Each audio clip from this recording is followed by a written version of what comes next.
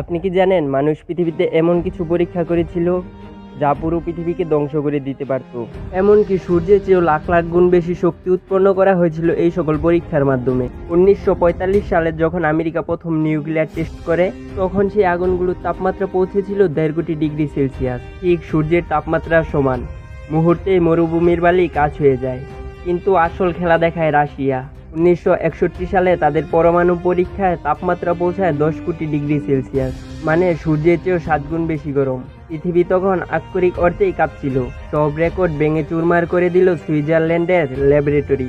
2012 সালে আলোর গতিতে দুটি পার্টিকেলকে ধাক্কা দিয়ে তৈরি করেছিল 5 লক্ষ কোটি ডিগ্রি সেলসিয়াস, যা প্রায় 3,60,000টি সূর্যের তাপমাত্রার সমান।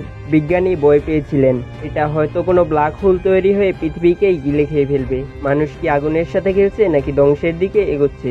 আপনার কি মনে হয় কমেন্টে জানান। আর এমন সব রোমাঞ্চকর তথ্য পেতে এখনই লাইক, কমেন্ট, সাবস্ক্রাইব করে চ্যানেলটির পাশে থাকুন।